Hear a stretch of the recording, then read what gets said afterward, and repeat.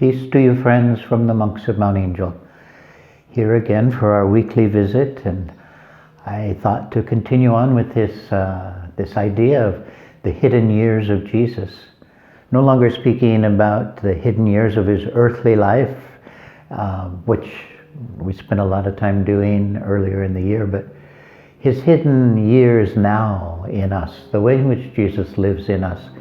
And I was happy to share with you last week this beautiful words of Jesus. Anyone who loves me will be true to my word, and my Father will love him, and we will come to him and make a dwelling in him.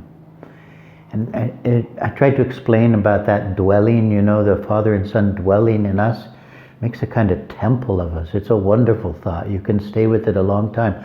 I described it as a place of prayer for you, where the relationship and love between the Father and Son is placed in us. And when I said that, I just kind of as a throwaway phrase, I said, yeah, and the Holy Spirit's there too. And I just said that so quickly because the Holy Spirit is always where the Father and Son are and all that, but I wanted to kind of keep the message short. But let's just go into the Holy Spirit part of that today, because it's actually the next words in the gospel text. I'm not making this stuff up, I'm just reading the Bible. This is John chapter 14, and last week we spoke about verse 23. Now, the next thing that Jesus says after that is the Paraclete, the Holy Spirit, whom the Father will send in my name, will instruct you in everything and remind you of all that I told you. So that is the way, actually, in which the Holy Spirit is there, in the dwelling place that the Father and Son make in each believer. The Spirit is there reminding us, Jesus says, of all that I told you, instructing us in everything. So think that through, that this is so beautiful.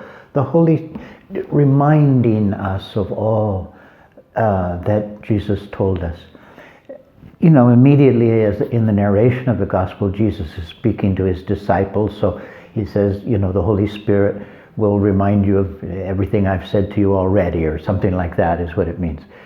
But now the Holy Spirit is, as it were, reminding us in our time, in our generation, of everything that Jesus said and taught.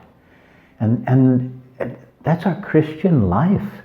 And I'm calling this the hidden years of Jesus in us. So part of the way in which Jesus hidden in us, he's not just sitting there like a thud of some sort. He sits there within us saying things, instructing us, and the Holy Spirit is helping us to understand that. And so you can actually do that with any words of any of the Gospels, anything Jesus ever said. There's a way in which that has to live again in me. And the Holy Spirit makes it live again in me. Everything that Jesus instructed. There's another way, I think, in which the Holy Spirit, the words of Jesus, will instruct you in everything and remind you of all that I told you. Will instruct you in everything. In some sense, what our prayer is, what our contemplation is letting the Holy Spirit teach us everything about God. Which is to say, teach us everything about the Father and the Son, their relationship to each other. Teach us everything about their relationship with us. You see, it's endless, it's hidden. Remember what got me going on this theme. Many other things Jesus said, which, if they were all written, could not be, all the books of the world could not contain him. And I said that's what's going on now. The Holy Spirit dwelling where the Father and the Son dwell in each believer, and ever new insights, ever new depths into the faith being given us. These are the hidden years of Jesus now, hidden in you and in me. And the monks of Mount Angel are so happy to share that communion in the Spirit with you. Bless you in these days, in these weeks. Peace to you.